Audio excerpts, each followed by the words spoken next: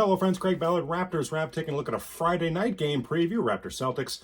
This game features a pair of 0-1 teams, takes place in Boston, and if your initial reaction to that is, oh, that doesn't sound great, you're right. If that's your instinct, you're right. Raptors have won just twice in Boston over the last 5 seasons. Yikes. 2-8 over that span. And speaking of 2-8, Raptors 2-8 when they played Boston anywhere on earth over their last 10 games. That includes the Celtics sweeping all 3 games last season versus the Raptors.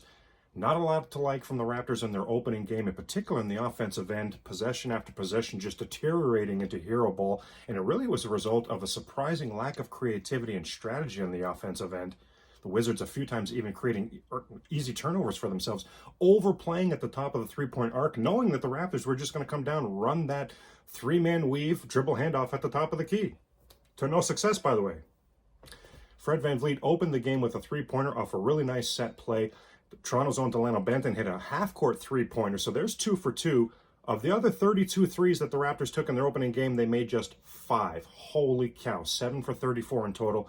And honestly, in those 34 threes, only about 5 were within the flow of the offense and came from a shooter who was in rhythm. All the other threes were just inexplicable hoists, off balance, ill-conceived heat checks from players who should not have been taking a heat check, and certainly not within the flow of the offense. Now, I hardly expect the Toronto Raptors this season to be an offensive juggernaut, but certainly some more creativity and strategy are going to be needed, putting the Raptors players in better positions to be successful offensively going forward. Now, Craig's key for this game, the offense certainly, and the strategy and play calling there, certainly yes. But my eyes are going to be underneath the rim when the Raptors are on defense.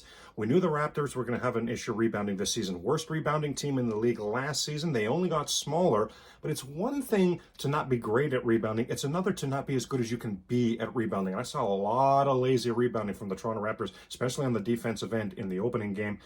Some really poor fundamentals down low, and that's not going to cut it against the Boston Celtics. In their opening game against the New York Knicks, the Celtics were very active on the offensive glass. So Toronto Raptors, a few things you need to go ahead and shore up tonight.